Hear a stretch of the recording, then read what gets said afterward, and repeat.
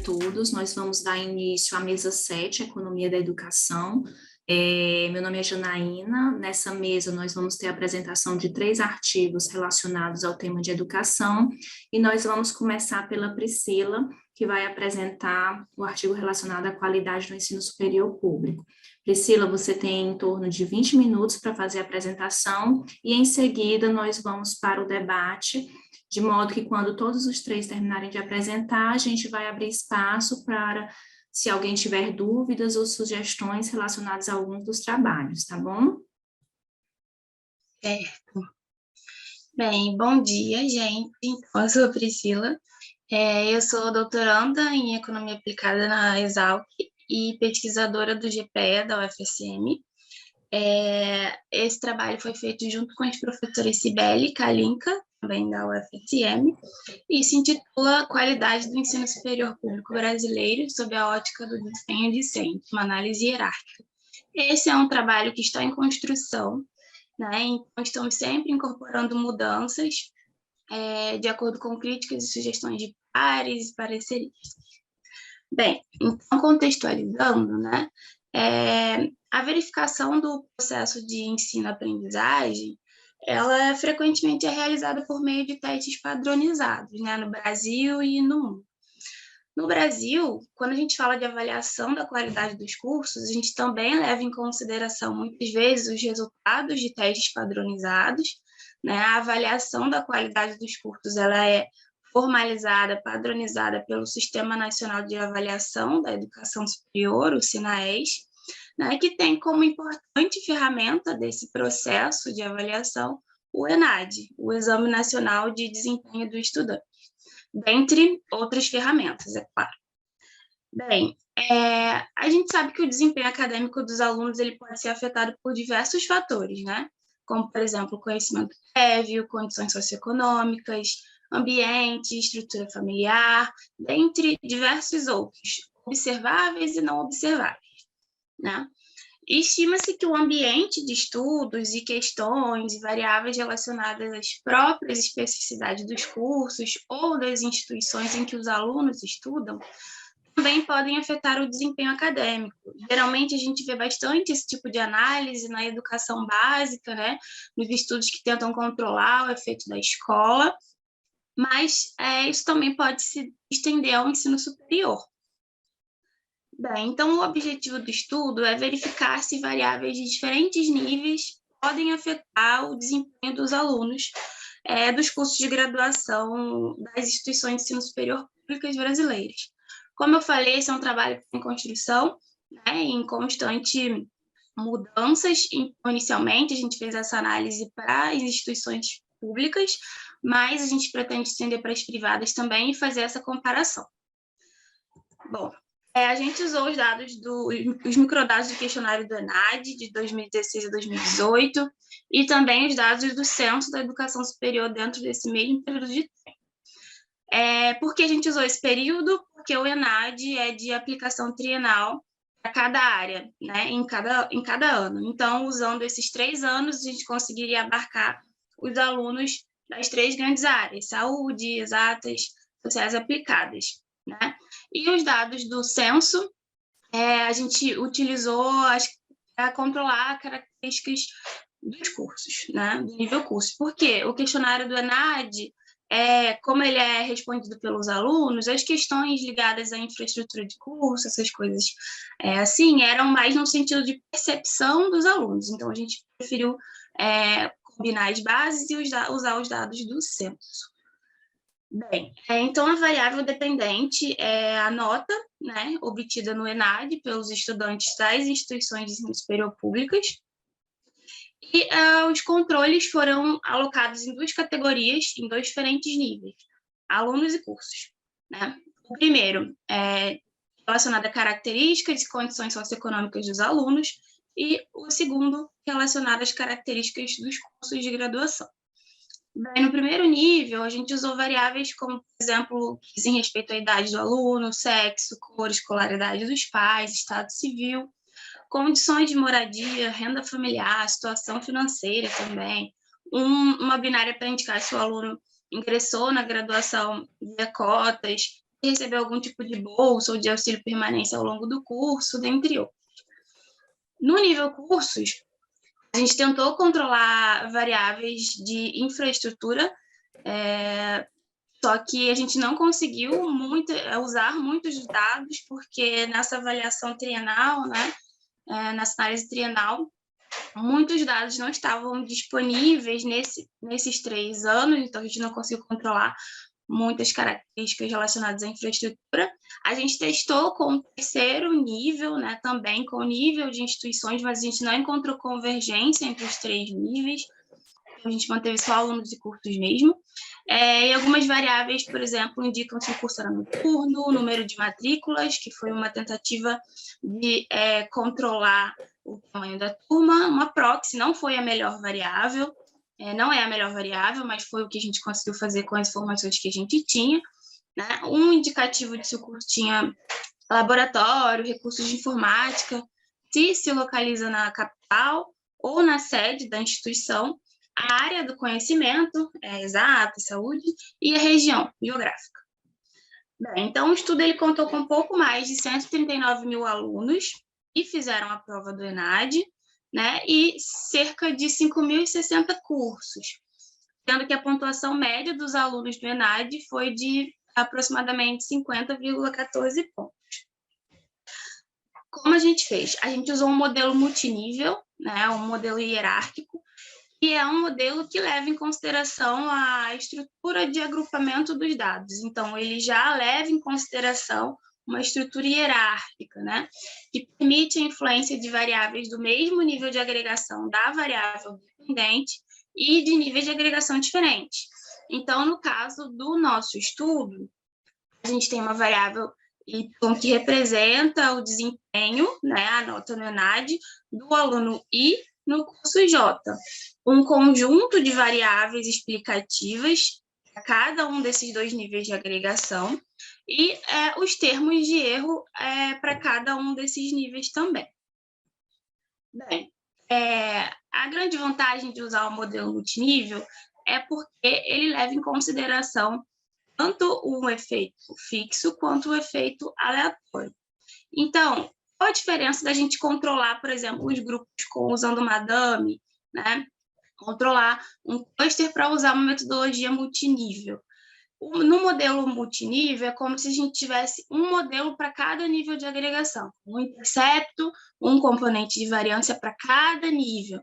Então, ou seja, a gente não controla só o efeito fixo daquele grupo, a gente leva em consideração também os diferentes efeitos aleatórios de cada grupo, né? Então, isso aumenta a nossa capacidade preditiva do modelo. Bem, como a gente tem um componente de variância para cada nível, né, a nossa variância total vai ser a soma dessas decomposições, né? Com essas decomposições de variância, a gente consegue calcular a correlação das informações dos 2 níveis, ou seja, das características dos alunos e das características dos cursos.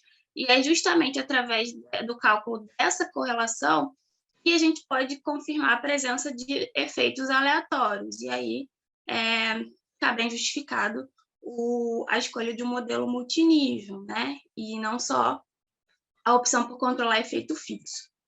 Bem, então vamos lá. A primeira coisa que a gente faz é rodar um modelo nulo, que é um modelo sem os regressores, sem os controles, né? Quando a gente roda esse modelo, a gente pode perceber aqui que a gente encontrou a correlação entre os 2 níveis, né? De modo que cerca de 33,3% aproximadamente da variação no desempenho dos alunos no ENAD ocorre devido às diferenças nas características dos cursos, né? Enquanto cerca de 66,7%, ou seja, o restante, devido às características de 2 alunos. Quando a gente compara os componentes da variância no modelo nulo e no modelo com os regressores, a gente percebe que esse componente da variância decai. Aqui, olhando, por exemplo, nessa tabela, nas 2 últimas linhas, o componente da variância do nível cursos, aproximadamente 69,5, e do nível alunos, aproximadamente 139. Quando a gente olha esses componentes Aqui nas duas últimas linhas dessa tabela, após a inclusão dos regressores, a gente percebe uma queda aqui, 69,5 para cerca de 45 no nível cursos, 125 no nível alunos. Então, após a estimação do modelo nulo, a gente estima o modelo com os regressores, né? E a estimação desse modelo mostra que os componentes da variância eles declinam com a inclusão das variáveis de ambos os níveis, né? Sendo que as variáveis incluídas representam cerca de 9,97% das diferenças da nota dos alunos no ENAD e 35,14% no desempenho dos alunos entre os cursos. Então, se a gente faz essa diferença da decomposição dos componentes da variância no modelo nulo e no modelo com regressores, a gente consegue observar isso.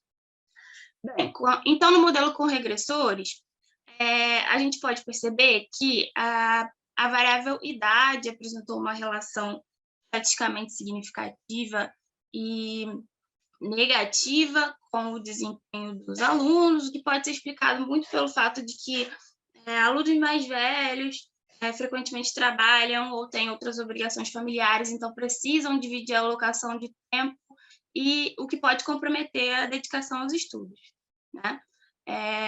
Alunos homens apresentaram um maior desempenho no ENAD, e alunos não brancos, menor desempenho se comparado a alunos brancos.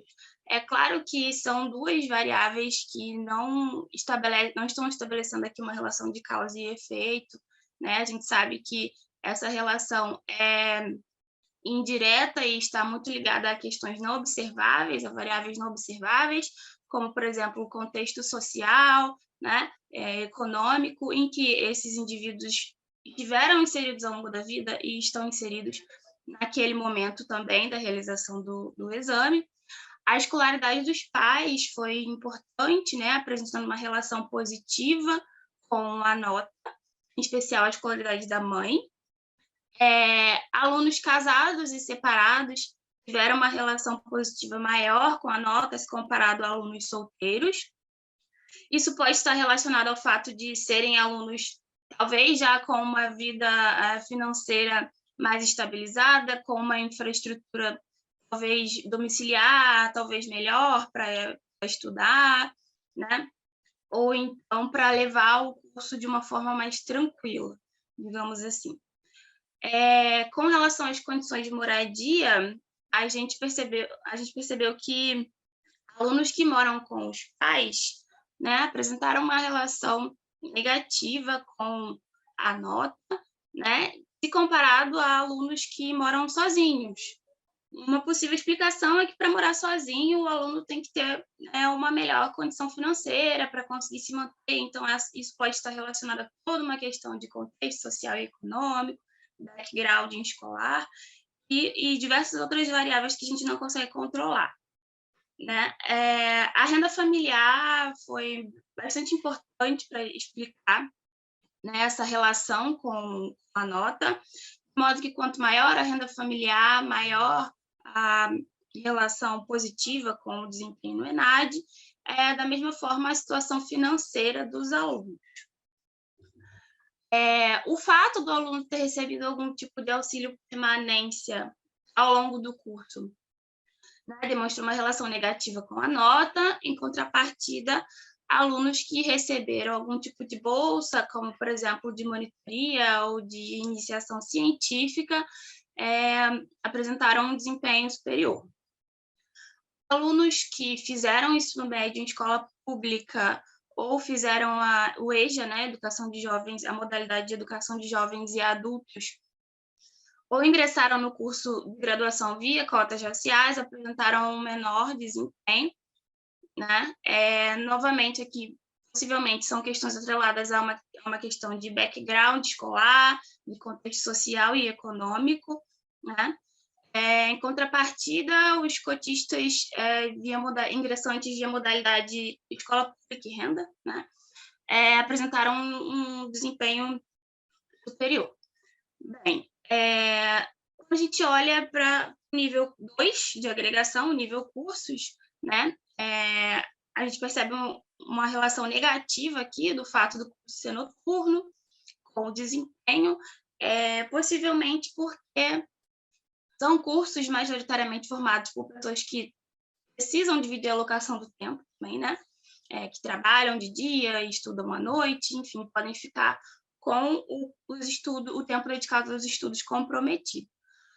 Como eu disse, o número de matrículas foi usado como proxy para o tamanho da turma, e não é a melhor variável para isso, mas foi o que a gente conseguiu fazer. Talvez seja interessante verificarmos a possibilidade de retirar essa variável da análise, porque, apesar de um efeito positivo muito pequeno, de uma relação positiva muito pequena, a literatura ainda não chegou a um consenso, né, acerca da relação entre tamanho da turma e desempenho, porque pode existir uma certa endogeneidade. Como o efeito aqui, a relação aqui também foi muito pequena e não é uma boa proxy para tamanho da turma, talvez seja uma variável que a gente verifique a possibilidade de excluir do modelo. Bem,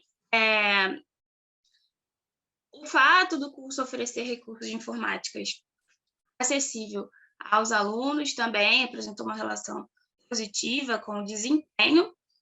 O fato de estar localizado na capital também, e os cursos da área de exatas, relação positiva com relação ao desempenho se comparado aos cursos da área da saúde.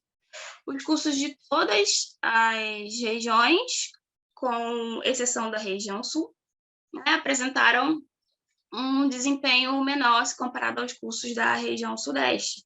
E claro que possivelmente isso está relacionado a todo o contexto de desigualdades regionais, né, e de composição de capital humano desigual e diferente entre as regiões do Brasil. Então, como eu falei, né, a estimação das variáveis do nível 1 e características dos alunos mostrou que a idade dos indivíduos está negativamente relacionada com o desempenho, possivelmente alunos mais velhos trabalham, então precisam dividir a alocação do tempo, né? Novamente, o fato dos alunos homens terem apresentado um desempenho maior e alunos não brancos um pior desempenho não é uma relação direta, né? E possivelmente está ligada a fatores de emprego, educação e de contextos sociais que esses indivíduos acessam ao longo da vida.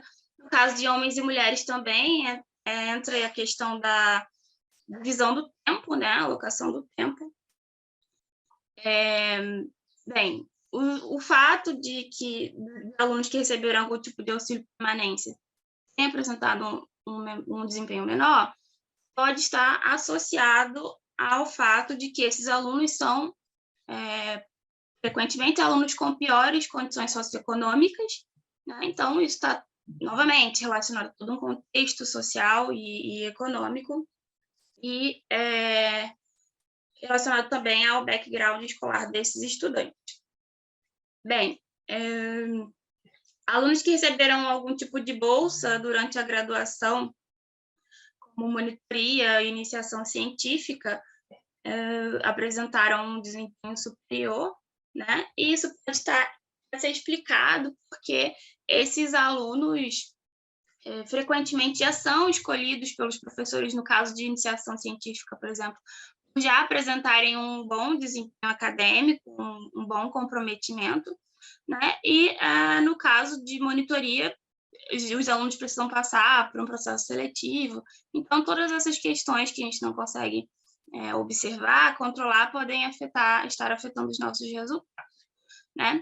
No nível cursos, então, os cursos noturnos apresentaram menor desempenho, o número de matrículas apresentou uma relação positiva, né, que foi a proxy para o tamanho da turma que eu comentei, mas destaco novamente a questão da literatura apontar uma possível endogeneidade entre o tamanho da turma e o desempenho dos alunos, embora a gente não use, de fato, uma variável de tamanho da turma, né, mas foi uma tentativa de construir uma proxy para isso. Bem, cursos que possuem recursos de informática acessível para os alunos e localizados em capitais apresentaram maior desempenho, e cursos das exatas também maior desempenho, se comparado aos cursos da saúde. Novamente, a questão da região, né? Com exceção da região sul, os cursos localizados nas demais regiões do Brasil obtiveram um menor desempenho se comparado aos cursos da região sudeste. Novamente, possivelmente associada a toda uma questão de desigualdade regional, né, de infraestrutura estrutura, até mesmo física das instituições, que podem ser desiguais de acordo com as regiões do país, né? Todo um contexto social e econômico, e tudo mais. Bem, concluindo, então os resultados indicaram que tanto as características dos alunos quanto as características dos cursos são capazes de afetar o desempenho ou o rendimento acadêmico dos estudantes. Né? De um modo geral, as condições socioeconômicas dos estudantes são importantes para explicar o desempenho dos alunos, de modo que quanto melhores essas condições, maior a nota dos indivíduos que realizaram o ENAD no período que a gente observou, né? E no nível cursos, foi possível observar que questões relacionadas, por exemplo, ao turno, a quantidade de matrículas, a localização, entre outros fatores, podem afetar o desempenho dos alunos no ENAD, né? Então, isso indica que, de fato, o desempenho acadêmico no ensino superior é suscetível à influência de variáveis de diferentes níveis de agregação, né? Ou seja, tanto questões relacionadas ao próprio estudante, sua família, quanto ao curso e regiões geográficas em que estão inseridos, podem ser determinantes para mensurar o desempenho acadêmico, aqui mensurado enquanto nota no ENAD. Algumas referências. Obrigada.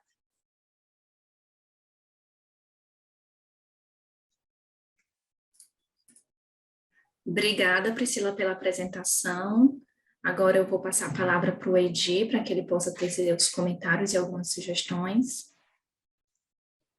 Obrigado, Janaína.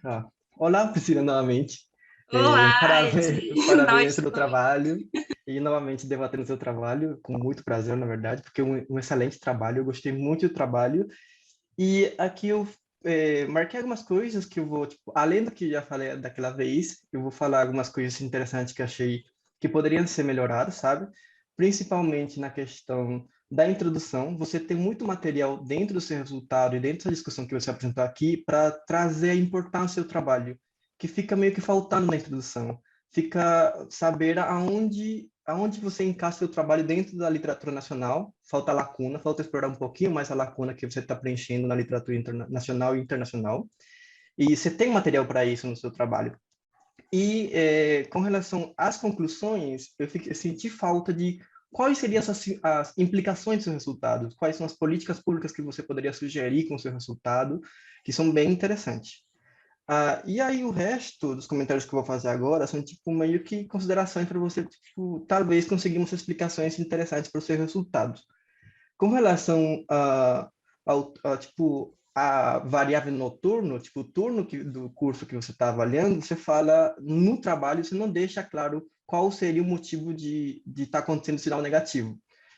Na apresentação, você falou um pouquinho sobre isso, que seria realmente aquela questão de composição da amostra. Quem que faz curso noturno? E você consegue colocar isso no seu trabalho porque é uma explicação plausível, sabe? Faz sentido você falar que as pessoas que escolhem cursos noturnos são geralmente aqueles que têm uma alocação de tempo totalmente diferente. Talvez por conta da idade, do trabalho e outras coisas também.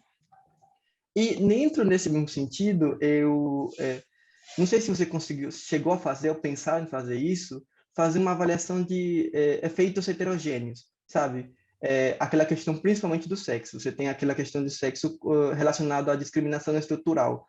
Para você avaliar, tipo, você vê no seu resultado principal que são os homens que têm maior desempenho acadêmico nessa prova. Se você trazer isso aí para cursos como enfermagem, por exemplo, ou curso ligado à área de saúde, talvez esse sinal possa mudar, porque tem uma maior concentração de meninas nessas áreas por conta da discriminação estrutural. Que seria bem interessante você mostrar o resultado para isso. Outra coisa que eu fiquei pensando foi com relação, tipo, à idade, a idade do indivíduo gera um efeito negativo sobre o desempenho. Você fala também que, qual outra variável que gera um desempenho negativo? A idade, o fato do indivíduo ser casado gera um desempenho positivo, e a mesma explicação que você utiliza nos dois casos é que as pessoas podem estar trabalhando, ter uma melhor condição de renda, sendo que, eu não sei se tem a ver, mas sendo que você controla a sua estimativa pela renda familiar. Talvez seja outro canal, outro mecanismo que está gerando esse desempenho negativo com relação à idade e com relação às pessoas que são casadas e que você fala que pelo fato de ser casado e ter maior compromissos, eles trabalham e têm melhor condições de vida e, consequentemente, talvez o melhor desempenho. Algo que chamou muita atenção também para mim foi quando você fala no seu trabalho que pessoas que moram sozinhas têm melhor desempenho quando comparado com as pessoas que moram com o cônjuge ou com os pais. Eu acho que ali a parte de cônjuge você deveria tirar, porque na sua tabela você mostra que não foi significativo esse efeito para esse subamostra, quando você coloca uma dummy. E se você fala que o fato de morar sozinho gera um efeito maior no desempenho comparado com esses subgrupos, você estaria contradizendo o argumento anterior aqui, de falar que pessoas casadas têm o melhor desempenho. Aí acho que seria tipo, um pouco contraditório. O resultado nas suas tabelas não mostra essa contradição, mas na hora que você vai conseguir começa a explicar, você fala isso e gera uma pequena contradição ali. Eu acho que seria só isso por enquanto, sabe? Muito obrigada, Edi. Vou olhar com carinho as considerações. E obrigada. Você gostaria que eu esclarecesse alguma coisa? Ou... Eu acho que somente a parte de quais seriam as implicações do seu trabalho, sabe? Ah, tá. Em questão de políticas públicas. Eu acho que o objetivo foi olhar mais nessa perspectiva mesmo, né, de demonstrar que existe uma influência multinível, né, então, assim, é claro que uma intervenção pública que vá melhorar condições socioeconômicas dos alunos, certamente não, muito possivelmente, dariam melhores resultados nesse sentido, mas isso é algo que leva muito tempo e nem sempre fácil de aplicar, nem sempre fácil de atingir a todos os alunos. Então, seria possível planejar, desenhar políticas públicas mais focalizadas na questão dos cursos mesmo, né? Por exemplo, com relação a melhorar a infraestrutura, embora a gente não tenha conseguido controlar muitas variáveis de infraestrutura, né, a gente pode perceber ali que existe um efeito, uma relação dessa infraestrutura no desempenho dos alunos. A questão regional também, um olhar para as desigualdades regionais. Por que os alunos das outras regiões estão com um desempenho menor se comparado aos alunos da região sudeste?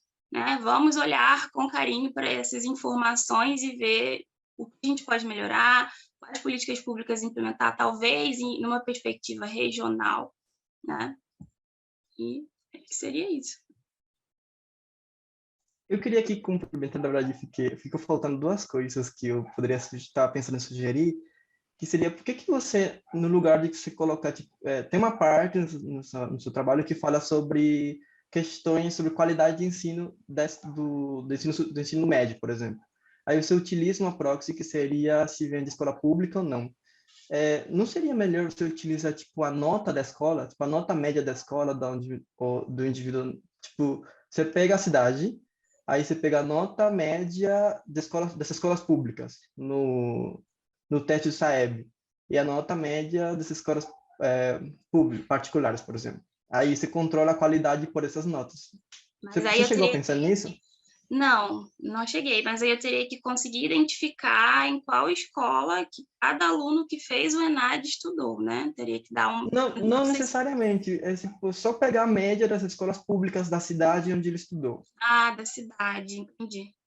Eu não sei se eu tenho a informação da cidade que ele fez o ensino médio. Ah, tá. Eu não tenho certeza, eu teria que conferir isso. Eu não tenho certeza se eu tenho essa informação na base do ENAD. Talvez na do Enem, sim, na do ENAD eu não tenho certeza, preciso olhar. Verdade, mas porque seria interessante. Tem muita migração, né? Tem muita migração para fazer que é complicado mesmo. E outra coisa que fiquei na dúvida, porque eu não sei, eu não sou daqui do Brasil, então não consigo entender muitas coisas, é a diferença quando você utiliza o critério de renda e escolas públicas, tipo, para você fazer tipo, cotas, né? Cotas por critério de renda ou por escola pública. Qual seria o efeito que cada uma dessas variáveis estaria capturando, sabe? Eu pensei que o critério de renda estaria associado diretamente com o fato de ser de escola pública.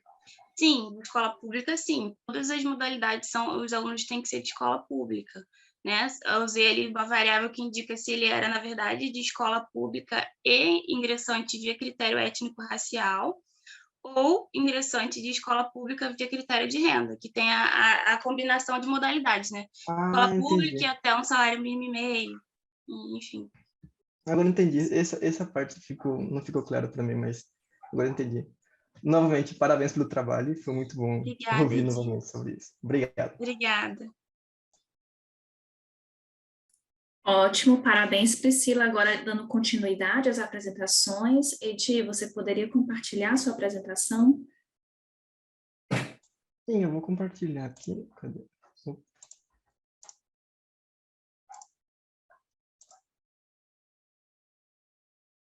O trabalho que eu vou apresentar agora aqui é um trabalho preliminar sobre um dos capítulos da tese. Foi realizado por mim e pela professora Maria Micheliana da Costa Silva. O trabalho fala sobre os efeitos indiretos da pré-escola. E o título principal é Frequência da pré-escola e alocação de tempo intradomiciliar. A pré-escola, na literatura nacional e internacional, a gente já percebeu que a pré-escola tem um efeito significativo sobre o acúmulo de capital humano dos indivíduos.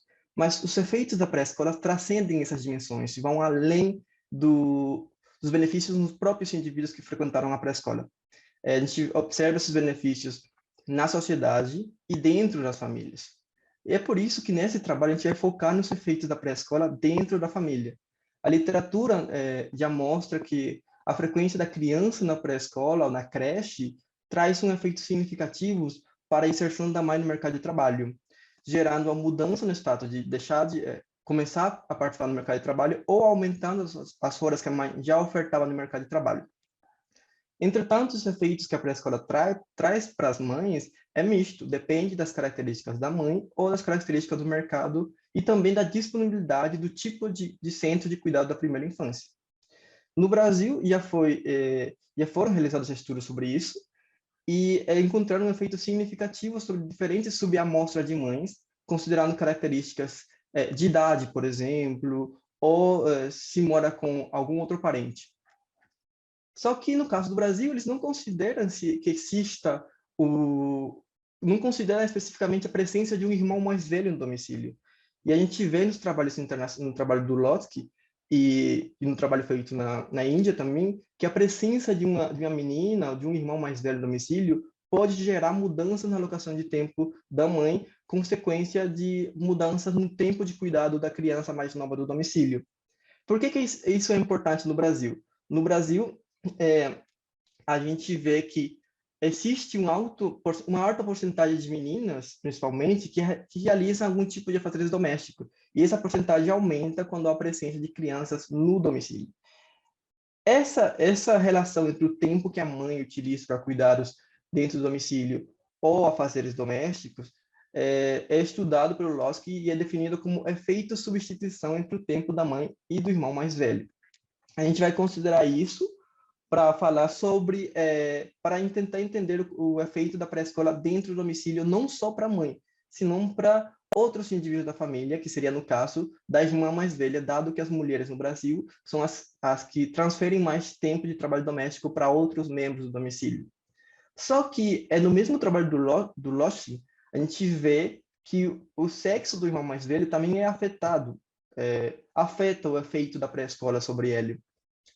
Nesse estudo a gente vê que a irmã que tem um efeito significativo sobre a pré-escola, no sentido de que se a criança frequenta a pré-escola, o irmão mais novo frequenta a pré-escola, a mãe começa a ofertar mais trabalho fora de casa e às vezes, dependendo da organização familiar, a irmã, no lugar de aumentar sua demanda por escolaridade, ela vai passar a fazer outros tipos de afazeres domésticos dentro de casa, como limpar a casa, cozinhar os alimentos, entre outros.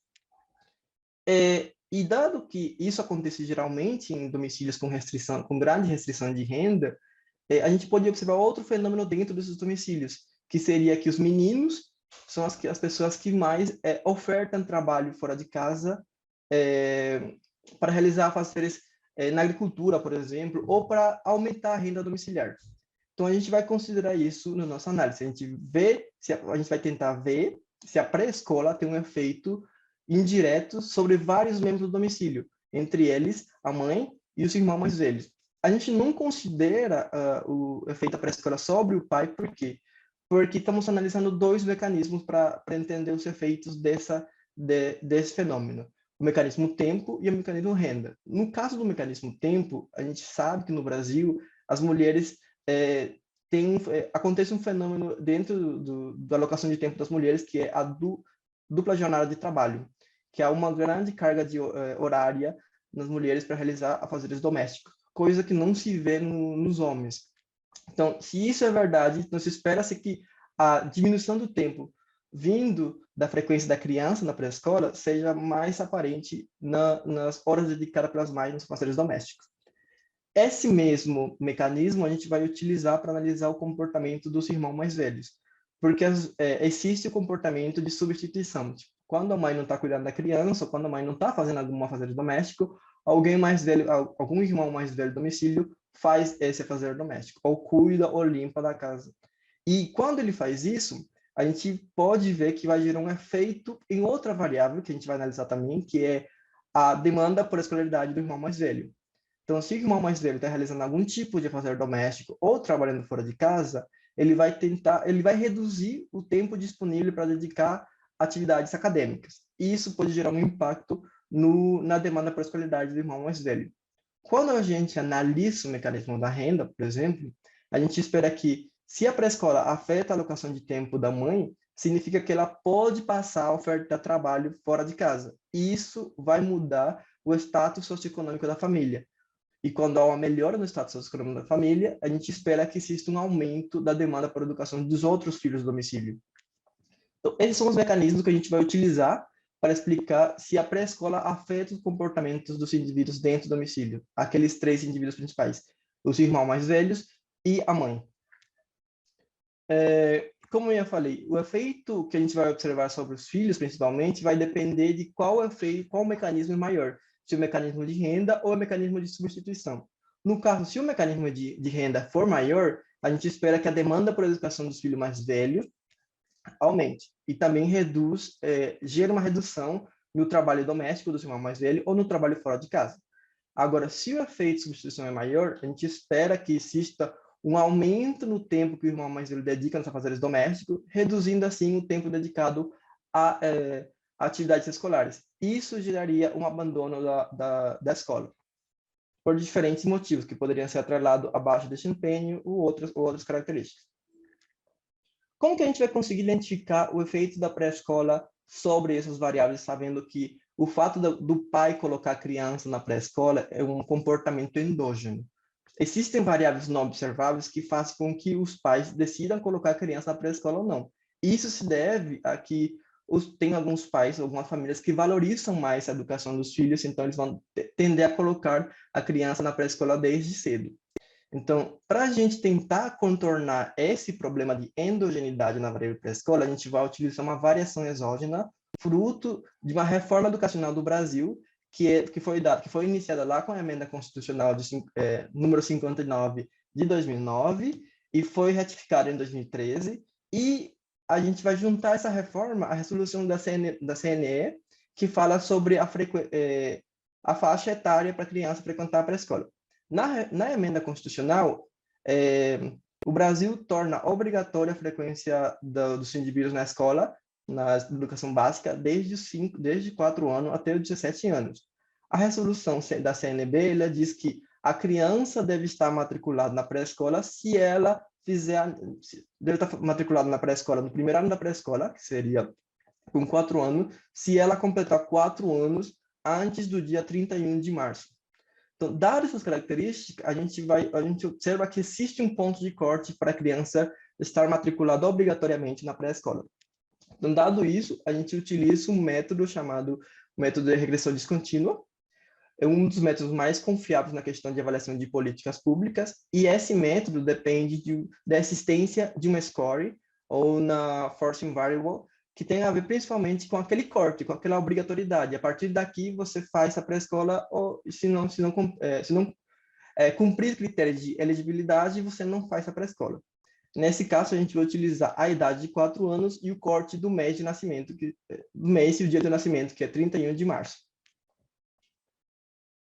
A gente consegue observar que a nossa, dado que, como eu falei anteriormente, é um critério obrigatório você colocar a criança na pré-escola, mas existem pessoas que conseguem colocar a criança na pré-escola mesmo tendo nascido tipo dia 20 de abril.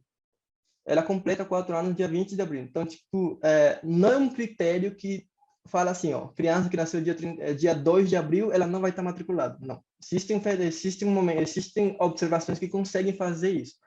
Dado essa característica da nossa amostra, a gente vai utilizar um RDD do tipo FOSE, que considera que esse critério de elegibilidade que a gente está utilizando aqui define parcialmente o status de tratamento da criança, o status de estar matriculado na pré-escola ou não.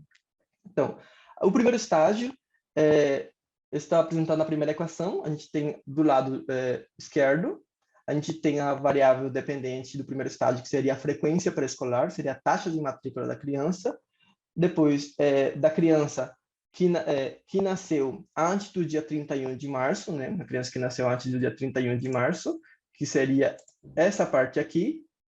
E a taxa de frequência pré-escolar das crianças que nasceram depois do dia 31 de março, para ver a diferença, se existe uma descontinuidade em essa taxa de matrícula. O ponto de corte o valor do cutoff que a gente utiliza é o dia 31 de março, dado que a gente está utilizando esse critério da resolução da CNE. A idade vem da emenda constitucional. No segundo estágio, para identificar o efeito de tratamento, a gente vai utilizar a mesma estrutura que se utiliza com variável instrumental, no estilo do LAT, né? A gente tem aqui embaixo as probabilidades da criança estar frequentando a pré-escola, dado que nasceu antes do dia 31 de março, menos a probabilidade da criança estar frequentando a pré-escola para as crianças que nasceram depois do dia 31 de março, quando eles ficam cada vez mais próximo do dia 31 de março.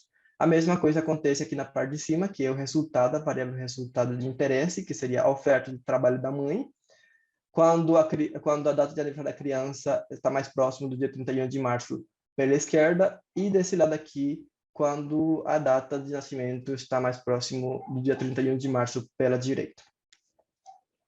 Fazendo isso, a gente vai conseguir identificar os efeitos de tratamento que a gente vai mostrar daqui a pouco. Para poder identificar o efeito de tratamento nessa abordagem, a gente precisa de que as funções de regressão condicionais sejam contínuas em ambos os lados do ponto de corte. Além disso, dado que a gente vai estimar o nosso efeito em 2 estágios, a gente precisa dos pressupostos de LAT também, que é o princípio de exclusão e monotonicidade, que significa, a partir do momento que a criança nasceu antes do dia 31 de março, ela tem mais probabilidade de estar matriculado na pré-escola.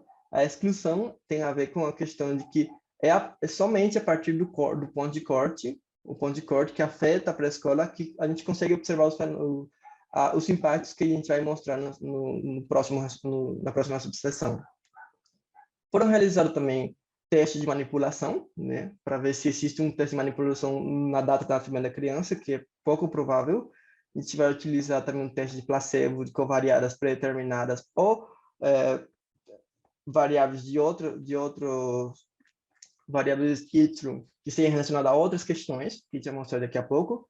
E a gente vai mudar o ponto de corte. Tipo, o ponto verdadeiro de cutoff dia 31 de março. A gente vai mudar para o dia 20 de abril, 5 dias antes, 10 dias depois, para ver se existe alguma variação nessa descontinuidade que a gente está analisando.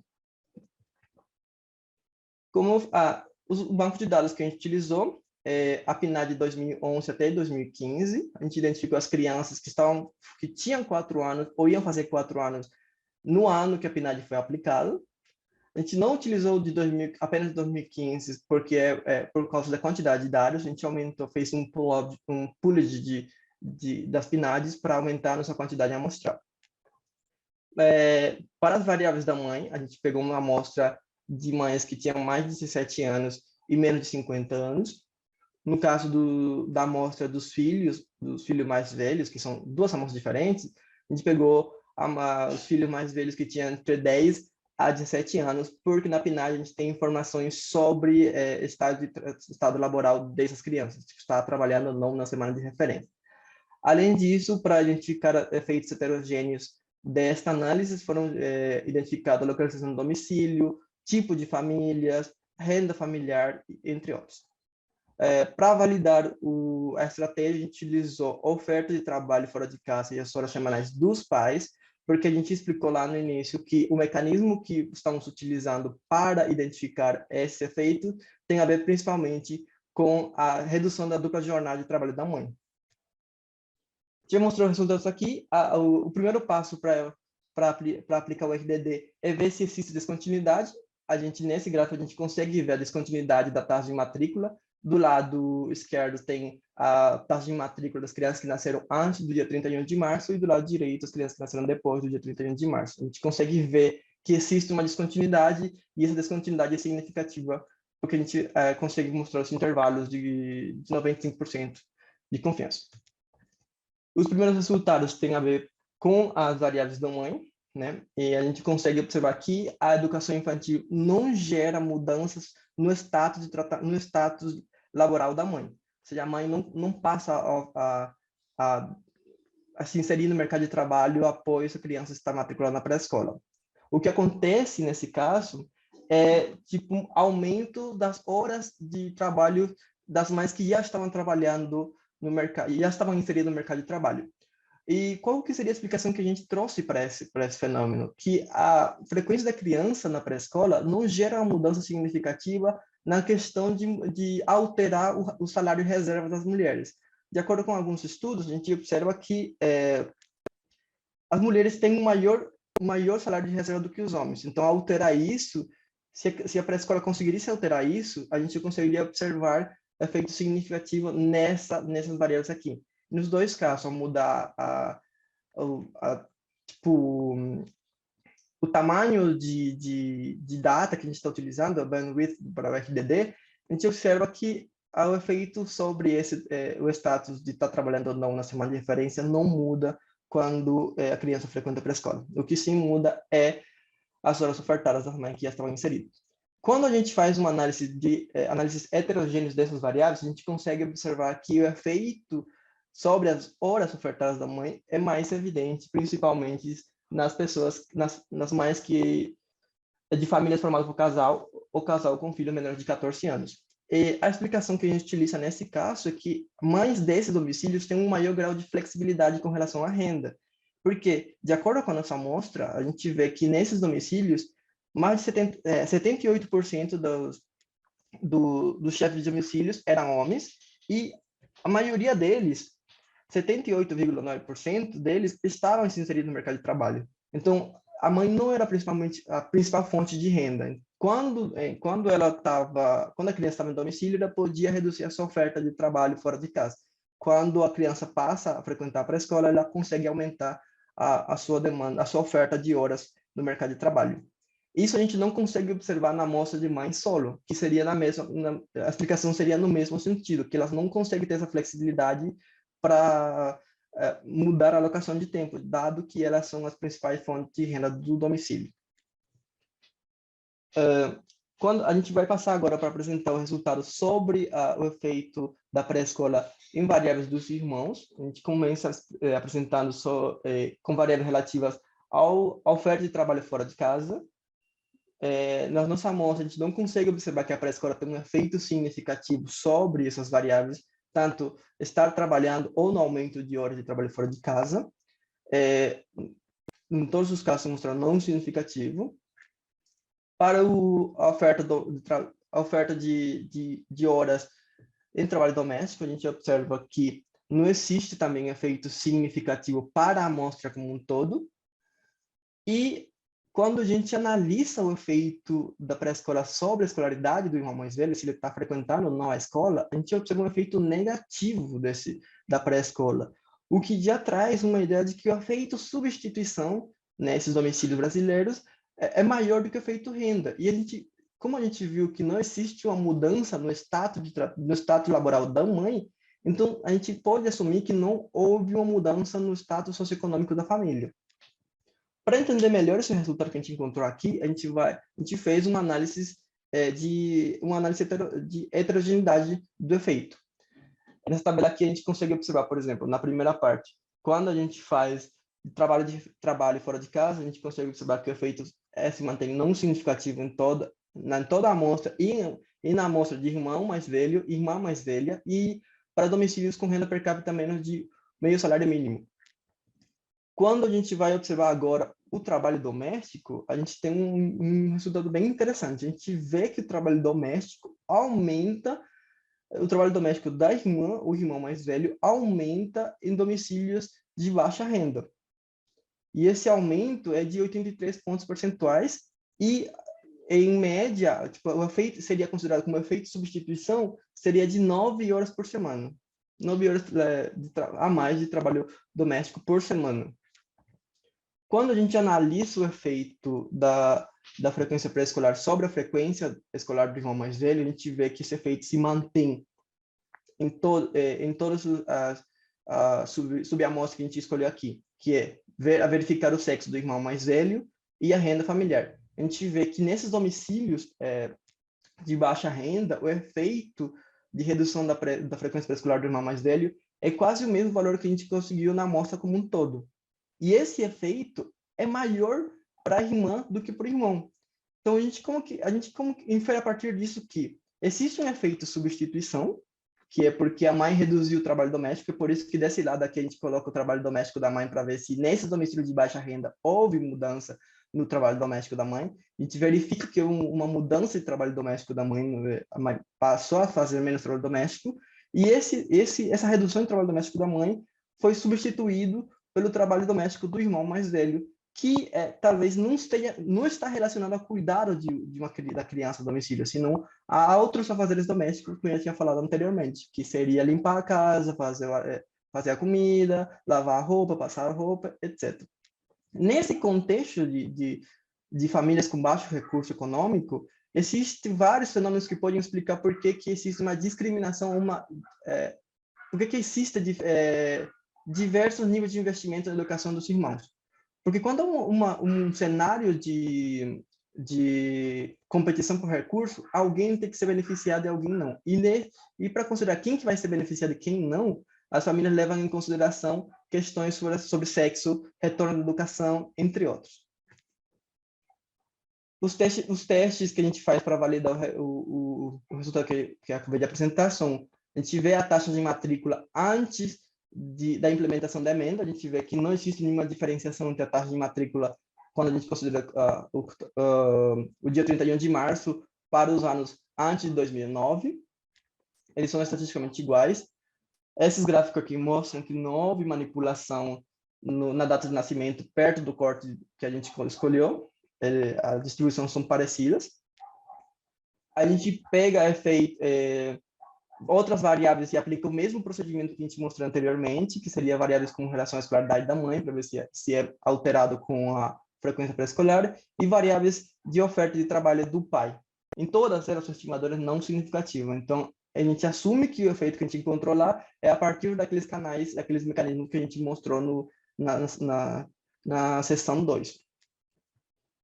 A gente também faz o teste de mudança de cutoff, e a gente observa que o único cutoff que é significativo é o cutoff do dia 31 de março. Os outros são todos não significativos.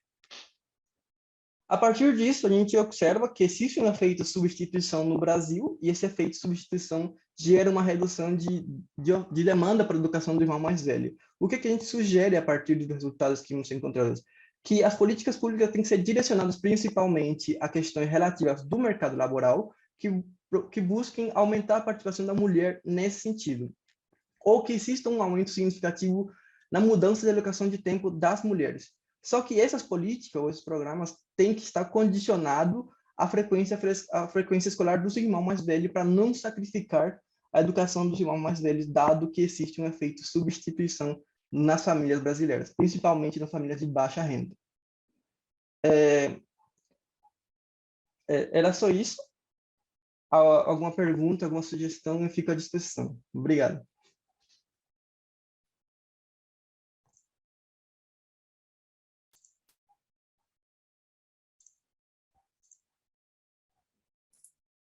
Muito bom, Edi, a sua apresentação, o trabalho como um todo. Gostaria de parabenizá-lo, não só você, mas também a Micheliana. Gostei bastante de ler, inclusive é um tema que tem despertado bastante o meu interesse. Eu fiquei com algumas dúvidas, também tenho algumas sugestões, e aí eu vou falando e a gente vai, e você vai tentando esclarecer alguns pontos que eu fiquei em dúvida, tá? De modo geral, eu gostei muito, porque a gente percebe o cuidado, o seu cuidado em utilizar a estratégia e de fazer todos os testes para se certificar da, da, dos seus resultados, certo? Mas eu acho que tem muito resultado no corpo do texto. Então, talvez todos os testes de validação que você faz no finzinho, após os resultados principais, poderiam ser levados para o anexo, sem perda de importância e de conteúdo, de modo que você poderia, sim, citar, e se a pessoa quisesse rever o resultado desses testes, ela poderia se remeter aos anexos. Falo isso já pensando assim como um paper a ser submetido, né? Uma dúvida que eu fiquei é se você utilizou o fator de expansão da PNAD, porque a gente sabe que a PNAD é uma amostra e para que ela se torne mais representativa da população, geralmente as pessoas utilizam os pesos amostrais, que é o fator de expansão. E aí eu não sei se você utiliza, às vezes, dependendo de algumas técnicas econométricas, a gente não consegue utilizá-los de forma mais automática, mas eu acho que seria importante, pelo menos como teste de robustez, fazer essas estimações com os pesos para ver se esses resultados se alteram ou não. Na verdade, a gente não utilizou os pesos ainda, mas a gente está tentando fazer isso agora porque o RDD não permite fazer isso diretamente, inclusive porque a gente tem outras questões aí, tipo, de correção de erro e tudo. Aí fazer correção de erro por cluster, por exemplo, junto com a questão de peso amostral, é um trabalho um pouquinho complicado ainda, então, tipo, a gente não chegou a fazer isso. Mas na questão de estatística descritiva, a gente conseguiu utilizar isso facilmente, principalmente para apresentar esses resultados. Certo. Outra questão é que, assim, embora você fale lá da importância da variável ela ser contínua, nós sabemos que mesmo você considerando dia de nascimento, dia de nascimento da criança, ainda assim é uma variável discreta, né? Então, eu não sei se você já teve acesso, mas recentemente, em 2018, saiu um paper na American Economic Review, de dois autores que eles fazem um conjunto de testes para running discreta, né, para variável running discreta, porque você tem que ter cuidado, às vezes, com a interpretação do intervalo de confiança, a interpretação desses coeficientes, então talvez valesse a pena vocês darem uma olhada nesse artigo de 2018, posso estar te passando depois o paper, porque acho que ajudaria mais ainda a defender o teu modelo e os teus resultados, porque a gente sabe, né, que em econometria a gente faz o máximo que a gente dá, mas é preciso pelo menos colocar uma nota no artigo, assim, na minha opinião, dizendo que embora a variável ela não seja contínua, ela seja discreta, ainda assim os resultados são válidos, tal, fizemos os testes tal, como sugerem os autores, só mesmo para validar mais os teus resultados. Outra coisa que às vezes eu fico em dúvida é que você utiliza o termo participação da mulher no mercado de trabalho, né? E aí eu não sei se isso pode gerar um pouco de dúvida para nós que trabalhamos com o mercado de trabalho, porque existem várias variáveis, né? Então, tem mulher na força de trabalho, mulher na participação no mercado de trabalho, geralmente, aquelas mulheres que elas estão no mercado de trabalho, elas podem estar empregadas ou desempregadas. Então, acho que em alguns momentos do texto é interessante falar de ocupação, as mulheres que estão ocupadas, né? Isso aí só mesmo para evitar questões problemas de entendimento, porque a PNAD e o IBGE, eles geram um conjunto de resultados relacionados à participação na força de trabalho, aí tem a PEA, tem a PIA, e aí quando você fala de modo geral, às vezes eu fiquei me perguntando, puxa, mas eu vi aqui na variável que ele está utilizando quem está empregado, então ele está se referindo à ocupação. Ocupação, verdade. Né? Certo? Outra coisa que eu acho importante, para ajudar a gente a entender os resultados, é entender qual é a base, né, dos valores que você tá trabalhando. Por exemplo, você identifica lá que quando as crianças vão para a creche, as horas trabalhadas, a jornada das mulheres aumenta, não sei, 13 pontos percentuais, mas é em cima de quê?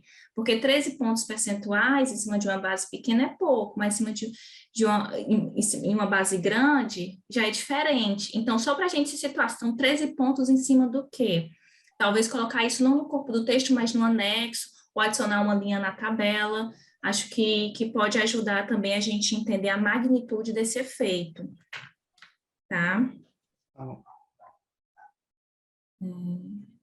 Eu acho que no mais é isso. Eu gostei bastante do trabalho, ele está bastante completo. Eu acho que qualquer alteração que você fizer vai ser uma alteração marginal, é mais como testes de robustez para você poder consolidar todos os resultados que você já tem. Acho que tem muita coisa já, acho que para um artigo já está bem completo. Acho que o trabalho agora é realmente tentar unificar numa mensagem principal que você queira focar, porque tem muito resultado. E para ficar o texto assim mais fluido, eu aconselharia levar os testes de validação tudo para o anexo.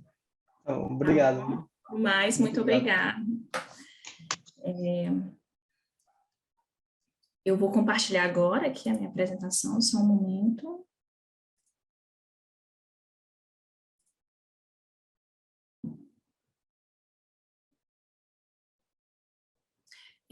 Então, hoje eu vou apresentar para vocês esse artigo, que ele ainda está em desenvolvimento também, é intitulado Correspondência de Raça, Professor-Aluno e o Gap Educacional Racial.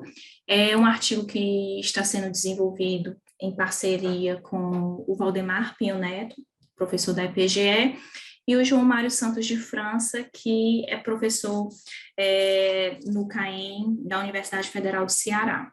Então, esse artigo, ele surge como uma indagação que vem de outros trabalhos que nós três temos desenvolvidos relacionados a desempenho escolar, né? Então, ele surge em meio a esses questionamentos e alguns resultados preliminares que nós tínhamos obtido, como também surge em meio a toda esse debate sobre a importância da representatividade em sala de aula.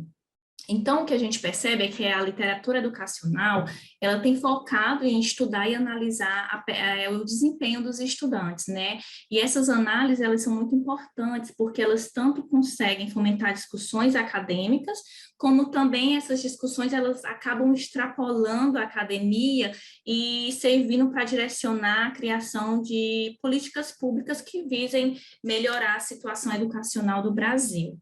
Então, grande parte dessa literatura sobre desempenho escolar foca em entender essas diferenças de desempenho entre os estudantes. Então, a gente encontra diversos estudos que analisam as diferenças de desempenho entre grupos étnicos, principalmente entre alunos pretos e pardos e brancos. Alguns consideram demais raças, que não preto e pardo. Nós também observamos alguns estudos relacionados às diferenças de desempenho entre homem e mulher, e entre escolas pública e privada, né? E aqui no nosso trabalho, a gente vai focar em tentar entender essas diferenças de desempenho entre grupos étnicos. Então, aqui nós estamos interessados em entender as diferenças de desempenho entre pretos e pardos e os alunos que se autodeclaram das demais raças.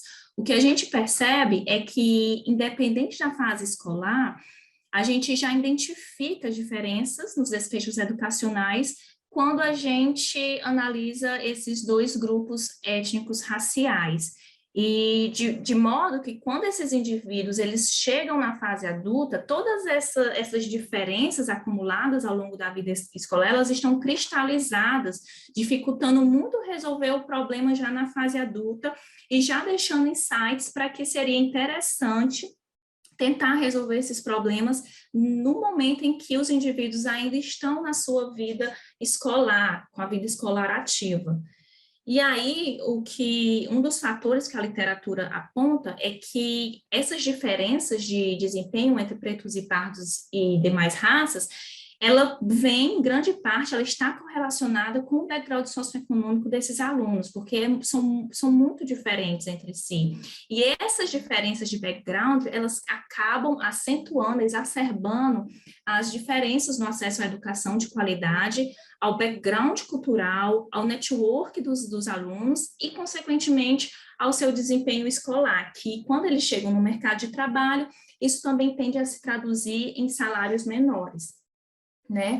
Então, a pergunta que, diante de toda essa discussão, a pergunta que surge é: qual o papel do professor para tentar diminuir esses gaps raciais de desempenho? Será que realmente o professor ele pode ajudar?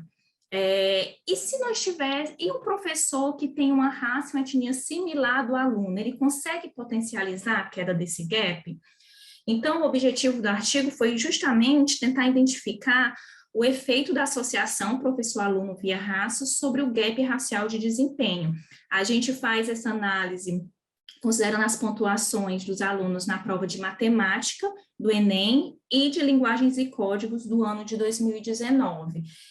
Aqui eu já adianto que essa é uma literatura muito escassa a nível nacional, então a gente tem trabalhado para tentar sofisticar, aprofundar as metodologias e avançar nessa discussão que no curso de economia, no ambiente econômico, ainda tem sido escassa.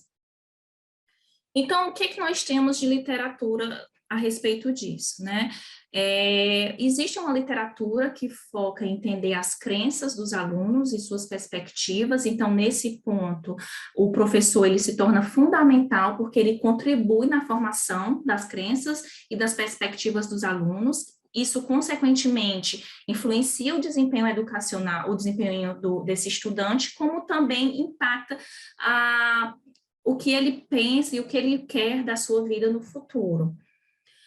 Outra gama de trabalhos foca em entender as motivações e expectativas dos alunos, e ainda assim, nesse quesito, o professor ele também pode desempenhar um papel fundamental, porque quando o aluno ele identifica que o professor ele é demograficamente semelhante, e aqui a literatura internacional trata como demograficamente semelhante, quando o professor ele tem o mesmo gênero ou a mesma raça ou etnia.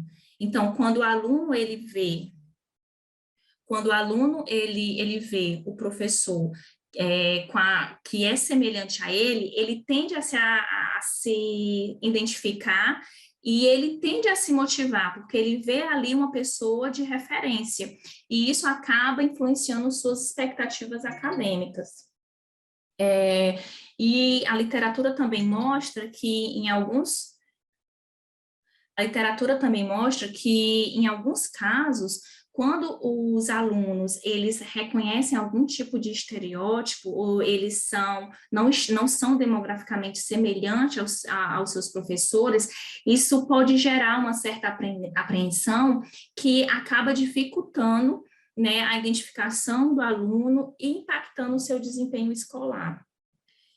E aí, da ótica do professor, também existem alguns estudos que mostram que aqueles professores demograficamente semelhantes aos alunos, eles tendem a apresentar maiores expectativas. Então, vamos, aqui num caso, um exemplo simples, quando um professor ele se autodeclara preto e pardo, e ele tem um aluno em sala de aula que é preto e pardo, ele tende a obter maiores expectativas com aquele aluno do que um professor que é das demais raças. E aí também a gente identifica que os professores de grupos sociais minoritários, eles são bem aceitos por estudantes de minorias, mas eles também conseguem traduzir as suas experiências de vida para formar relações com alunos que até mesmo não compartilham essa mesma raça e etnia. Então, o nosso estudo, a gente utiliza os microdados do Enem e do Censo Escolar, ambos são disponibilizados pelo INEP no ano de 2019. Nós fizemos essas análises para outros anos, então não modifica muito, e aí a gente preferiu deixar os resultados para o período mais recente. Então, as informações dos alunos, eles se referem às pontuações que os alunos tiram no Enem, no caso, apenas linguagens e códigos, que aqui a gente pode chamar de português, e matemática. A escolha dessas duas notas, elas são estratégicas, essas escolhas, justamente porque a gente precisa tentar encontrar professor 1 para 1. Né? Então, por exemplo, aluno-professor, na prova do Enem de Ciências da Natureza, ciências, engloba física, química, biologia, de modo que a gente não conseguiria identificar qual foi o exato professor que o indivíduo foi exposto, que o aluno foi exposto. Então, por conta disso, de não conseguir fazer essa associação entre professor e aluno, nós optamos por analisar apenas as pontuações na prova de linguagens e códigos e matemática. A gente utiliza também algumas características pessoais dos alunos, como gênero e raça aqui é uma variável estratégica para a gente, algumas variáveis relacionadas aos domicílios, como renda, infraestrutura domiciliar, educação do pai e da mãe. E da base do censo escolar, a gente pega as características dos professores, principalmente essas características pessoais, gênero e raça. A gente tem um identificador da escola, então no modelo vocês vão perceber que a gente vai utilizar efeitos fixos de escola, isso por si só já dispensa a necessidade de controlar por uma gama de características da escola, porque o efeito fixo de escola permite a gente diferenciar ao máximo alunos que estão em escolas diferentes. E aí a gente faz essa vinculação das bases por meio da identificação da escola. A nossa amostra ela é composta por 723 mil estudantes que realizaram a prova de matemática e 762 mil alunos que fizeram a prova de linguagens e códigos. A gente teve algumas perdas de observações, porque nós tivemos missing na raça dos professores, né? Então, de fato, alguns professores tiveram que sair da amostra porque nós incorremos nesse problema, mas a gente ainda tem a amostra como um todo, não coloquei aqui no trabalho, mas cerca de 40% dos professores da nossa amostra se autodeclararam pretos ou pardos, e dos alunos que fizeram o Enem, que compõem a nossa amostra, 57% deles se autodeclararam pretos ou pardos. Então, o que consiste a nossa estratégia empírica? Nós temos esse modelo econométrico, que ele é estimado, no qual nós temos nossa variável dependente aqui, pode ser a nota em linguagens e códigos ou em matemática. Nós temos essa variável aí, que é uma indicadora para, se o aluno se autodeclarar preto pardo, e 0 caso contrário. Nós temos a variável PI, que é justamente a fração de professores que se autodeclararam pretos ou pardos, e o nosso parâmetro de interesse é esse FI, que capta justamente a diferença média dos alunos que estudaram com professores preto pardo. E aí consiste na interação da variável AI e PI. Nós também adicionamos um vetor de controles, no qual a maior parte deles diz respeito à renda, como eu já tinha falado, infraestrutura domiciliar dos indivíduos, a educação dos pais, e o termo de erro. Então, se a gente quiser identificar a nota esperada de um aluno preto pardo, com dadas características em uma dada escola, nós temos que vai ser dada por essa equação 2. E no caso, analogamente, a nota esperada de um aluno que não é preto ou pardo, com dadas características em uma dada escola, vai ser dada pela equação 3. Então, se nós fizermos a diferença da equação 2 e 3, ou seja, o gap entre alunos preto e pardos e das demais raças, nós vamos identificar que esse gap, ele depende da fração de professores que se autodeclaram preto-pardos. E, adicionalmente, vocês vão entender um pouco mais nas tabelas subsequentes, nós fizemos estimações considerando o algoritmo sem matching, que constrói pesos que servem para ponderar os potenciais indivíduos no grupo de controle, de modo a deixá-los os mais parecidos possível com os tratados. Então, seriam aqueles alunos com exposição a professores preto-pardos no ensino médio superior a 50%. Então, assim, a gente querendo deixar o efeito um pouco mais mais puro, querendo avançar além de correlações, a gente também utiliza esse matching para poder meio que tentar capturar algum efeito de tratado e controle, mesmo sabendo que não se trata de uma inferência causal. Aqui eu coloquei esses gráficos para a gente poder entender um pouco as diferenças de desempenho entre esses alunos.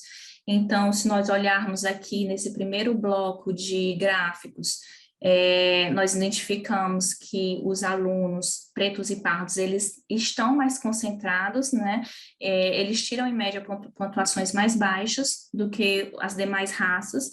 Isso ocorre mais acentuadamente em matemática, onde nós temos uma grande quantidade de alunos pretos e pardos nos estratos inferiores, né, de pontuação. Esses gráficos aqui em cinza, eles mostram a proporção de alunos pretos e pardos por D6. Então, a gente identifica aqui, em linguagens e matemáticas, que no primeiro decil, 70% dos alunos eram preto e pardos. Em matemática também ocorre, é muito similar, mas voltando aqui para esse gráfico, a gente percebe aqui que tem algumas assimetrias, principalmente em matemática, o que nos deixou curioso para entender o que ocorre ao longo da distribuição de notas, porque pode ser que o efeito médio ele seja totalmente diferente do que acontece em outros pontos da distribuição. Então, a gente vai fazer a análise tanto para a média, como para os demais pontos da distribuição de nota. Então, aqui nós temos a primeira tabela com os resultados. Aqui nós temos os resultados da pontuação em matemática, onde a primeira coluna, basicamente, é uma correlação, nós não estamos adicionando nenhum efeito fixo, não estamos não estamos utilizando nenhum controle, nem fazendo uso do CEMET. Então, aqui nessa correlação, a gente já identifica que os alunos que se autodeclaram pretos ou pardos, eles tiram, em média, 50 pontos a menos em matemática do que as demais raças. Quando a gente quando a gente inclui os efeitos fixos, a gente percebe que essa diferença cai, e quando a gente adiciona os controles, essa diferença cai mais ainda, ou seja, uma parte considerável das diferenças de desempenho entre os alunos, eles estão correlacionados com esses controles, com essas variáveis, que geralmente também estão relacionados a diferenças de background socioeconômico, que envolve renda, envolve localização e outras variáveis. Então, o que nós consideramos o modelo mais adequado seria o dessa última coluna, em que a gente faz uso do CEMET, e aí a gente identifica que os alunos pretos e pardos, eles tiram, em média, 12 pontos a menos do que as demais raças em matemática, mas os alunos pretos e pardos que estudam com professores pretos e pardos, eles têm um desempenho melhor, né? E aí, como é que a gente faz essa conta? Basicamente, seria somar esses dois coeficientes. Então, quando os alunos pretos e pardos, eles são expostos a um corpo docente com apenas professores pretos e pardos, a gente percebe que esse gap, ele reduz, ele não é mais 12,49, ele cai para 8,52. Então, quer dizer que o gap, ele reduz em torno de 31,74%. Só que aqui a gente está analisando um caso extremo, que é se todos esses alunos que são pretos e pardos fossem expostos apenas a professores pretos e pardos. Então, para adequar a realidade ao contexto em que identificamos que 40% dos professores são pretos e pardos, ainda assim nós perceberíamos que os alunos que estudam com professores que são preto e pardos, eles conseguem ter um melhor desempenho e conseguem reduzir o gap existente em 12,73%. Aqui a gente faz também essas regressões, só aquela última coluna, aquele último modelo, a gente estima ao longo da distribuição de notas, então a gente percebe que independente do decil, os alunos que estudam com professores pretos e pardos, eles tendem a ter um desempenho, eles tendem a apresentar eles são beneficiados de modo que o gap é menor, e essa queda no gap que a gente tinha identificado, que na média é 31,74%, ela também varia ao longo da distribuição, de modo que no decil 6 atinge a maior queda, que seria em torno de 34%. Aqui nós também estimamos de forma análoga para linguagens e códigos, então nós identificamos aqui nessa segunda coluna, quando a gente não adiciona nenhum efeito fixo e não considera nenhum controle, que nós temos que o diferencial de nota entre alunos pretos e pardos e demais raças é em torno de 26 pontos. E veja que aqui, então, é bem menor a magnitude da diferença em linguagens e códigos do que em matemática. Essa diferença, ela cai quando a gente considera controles e efeitos fixos de escola, mas ainda assim existe uma diferença significativa, relevante, em torno de 7 pontos, mesmo quando a gente pega aqueles indivíduos, comparem alunos pretos e pardos e alunos das demais raças, mas que são muito parecidos em termos de background socioeconômico, renda domiciliar, educação dos pais. Vejam que nós aqui estamos comparando em indivíduos muito parecidos em um conjunto de características, e ainda assim, aqueles alunos que se autodeclaram pretos e pardos, eles tendem a ter um desempenho em linguagens e códigos em torno de 7,9 pontos a menos.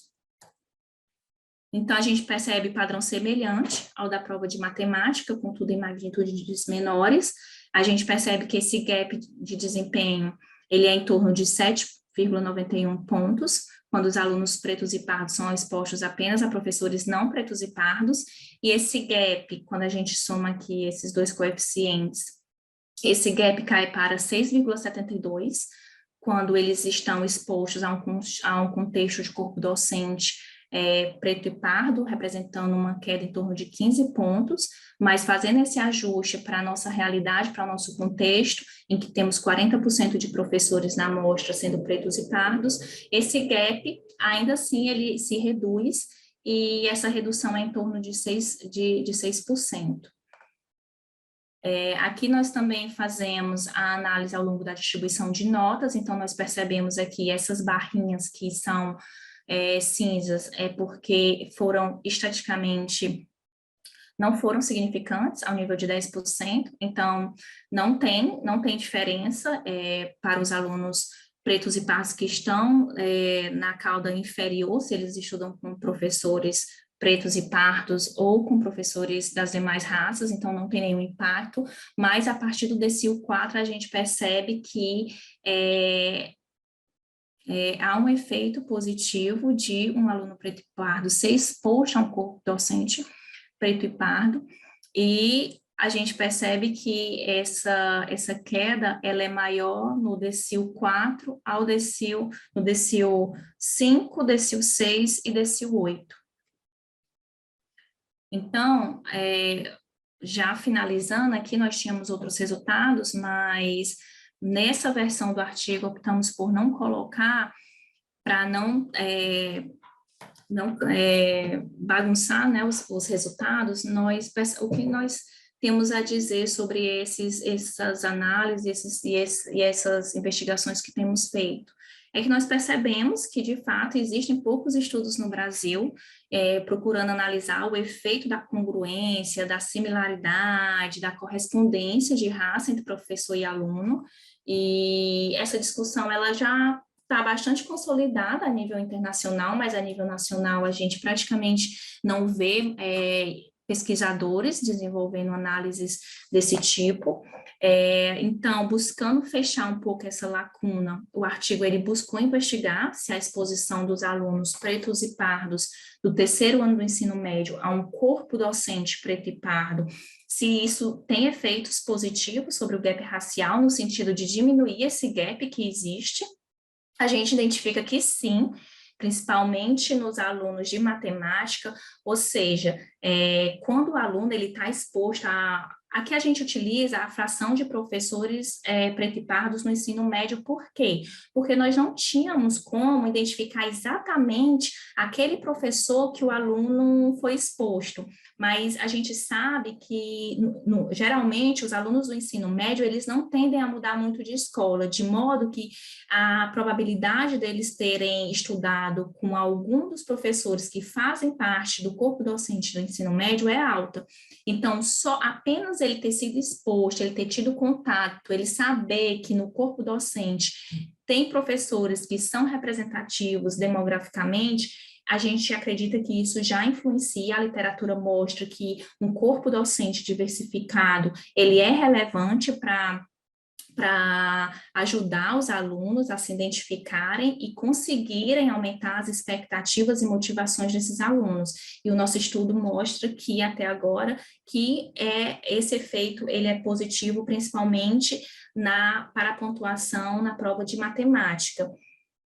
E a gente percebe que esses efeitos eles são positivos ao longo da distribuição de notas, né? Então, tanto para alunos de baixo desempenho como para alunos de alto desempenho, é importante essa diversidade, mas principalmente para matemática, porque em linguagens e códigos a gente percebe que esse efeito só começa a acontecer a partir do decil 4. Aqui a análise é feita considerando casos extremos, mas nós conseguimos fazer uma modificação no modelo para tentar ajustar essa fração de professores, de modo que a gente consegue entender qual é o impacto no gap, na queda do gap, a depender da proporção de professores pretos e pardos no corpo docente. Existem algumas limitações aqui no estudo que nós estamos tentando superar. A literatura tem mostrado que a dosagem da interação e da exposição do aluno ao professor é importante, então o interessante seria que nós não fizéssemos essa análise apenas para o ensino médio, mas tentar acompanhar esse indivíduo. A gente que trabalha com econometria aplicada, a gente sabe que, às vezes, as bases de dados não nos permitem acompanhar o indivíduo ao longo do tempo, então estamos tentando avançar nesse ponto. Outra limitação é que a gente não consegue fazer a identificação um para um, aluno professor mais acurado, então o mais fino que a gente consegue descer e construir é uma variável representativa de corpo docente, ou seja, aqueles professores que ensinam na escola ou no ensino médio. Para deixar mais acurada, a gente restringiu apenas aqueles professores que lecionavam no ensino médio, porque daria mais ou menos ali um tempo de 3 anos em que os indivíduos eles foram expostos àquele corpo docente, mas a gente também está tentando avançar nesse sentido de superar essas limitações, mas ainda assim a gente entende que os resultados que nós encontramos, eles são consensuais com a literatura internacional e pode ajudar a fundamentar a importância da representatividade docente na sala de aula. Obrigada.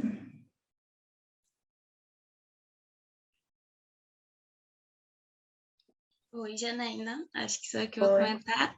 Eu vou ser breve, porque acho que já deu o horário, mas queria parabenizar vocês pelo trabalho. Eu gostei muito, muito mesmo. Na verdade, eu estou muito curiosa para entender mais como que vocês fizeram. Então, o que eu vou falar é mais no sentido de curiosidade, de tentar compreender melhor mesmo como que vocês fizeram o estudo. Eu tenho algumas dúvidas. Eu vi que primeiro vocês usaram um índice, né, de infraestrutura domiciliar como controle. E aí, para construir esse índice, vocês usaram análise fatorial? Isso mesmo. A gente poderia não fazer o índice dessa forma, mas quando a gente verifica na literatura, aqui no Brasil é amplamente utilizada, é uma forma de você evitar problemas, a gente faz a análise fatorial e utiliza a análise de componentes principais para construir esse indicador de infraestrutura domiciliar. Sim, Né? muito legal. Vocês chegaram a fazer alguns testes para verificar se era o mais adequado? Não, eu não vi que vocês apresentaram, por exemplo, a estatística KMO, aquele teste de Bartlett. Acho que seria interessante vocês apresentarem, só para mostrar, justificar melhor, né, embasar melhor que vocês escolheram um bom método para construir o índice, né? Mas eu achei muito interessante, porque realmente, às vezes, é muito ruim usar um monte de controle, né? Uma mesma dimensão, de uma mesma categoria, então legal que vocês conseguiram sintetizar no índice, mas eu acho que é importante, talvez, vocês abordarem um pouquinho melhor essa questão de como foi a construção e só demonstrar que usamos um método adequado aqui. Ótimo. E outra coisa, aí vocês não apresentam também os resultados dos controles, né? Não, na verdade, na versão final, a gente tinha pensado em colocar no anexo, né? Porque às vezes a gente não está interessada ali em entender o impacto de cada um dos controles. Sim.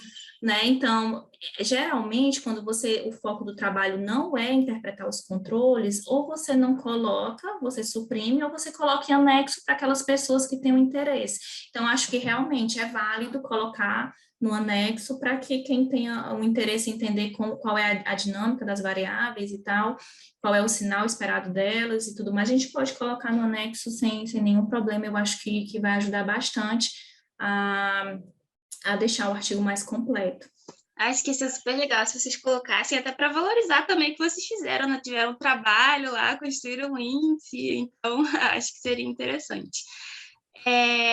Eu tenho uma pergunta com relação aos resultados, porque, pelo que eu entendi, vocês fazem o matching considerando o grupo de tratados, né, que seriam aqueles alunos que estiveram expostos a um corpo docente com mais de 50% de proporção de professores pretos e pardos, seria isso? Isso. E o controle é aqueles que estiveram abaixo dessa proporção. Não, aqui o CE-Matching, o que a gente vai fazer é justamente pegar esses indivíduos preto e pardos que têm um conjunto de características, e aí ele vai dar pesos na nossa amostra para esse outro conjunto preto e pardo que não é preto e pardo, mas tem essas características. Né? E aí a gente vai comparar. Então, aqui, para pegar o gap, eu estou comparando, por exemplo, uma pessoa branca e uma pessoa preta que tem pais com ensino fundamental incompleto, renda domiciliar em torno de R$2.000 e outra característica que eu uso, e uma infraestrutura domiciliar parecida. Então, estou comparando indivíduos diferentes que têm desempenhos diferentes. Então, na verdade, não é entre pretos e pardos e não é entre pretos e pardos e não pretos e pardos, tá? É uma comparação, porque aqui a gente está interessado no gap. Então, eu preciso ter uma métrica mais acurada do gap, mas aí se eu pegar um branco que tem uma infraestrutura super equipada, que a renda domiciliar dos pais é super alta, com certeza o gap vai ser alto. Mas eu quero ver se mesmo pegando um indivíduo branco, se ele, um indivíduo branco que ele tem as mesmas características do indivíduo preto pardo, essa diferença vem da onde? É para deixar o efeito mais puro possível. A gente identifica que mesmo fazendo todo esse controle, dando pesos a indivíduos que são parecidos em termos de background socioeconômico, ainda existe uma diferença de notas, mas não deveria existir, né? Então, da onde é que vem essa diferença de nota remanescente? E aí é onde a gente acredita que o impacto do professor possa ser relevante. Entendi. Mas, de qualquer forma, a estimativa é feita entre os dois grupos pareados, considerando a exposição a um corpo docente Preto e 50%. Isso.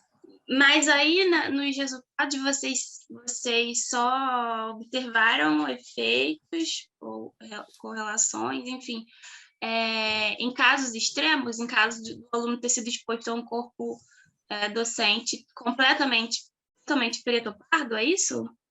A gente tem no modelo, né, quando a gente subtrai, eu acho que na equação, da equação 2 e equação 3, o efeito do gap, ele depende dessa fração que o aluno foi exposto.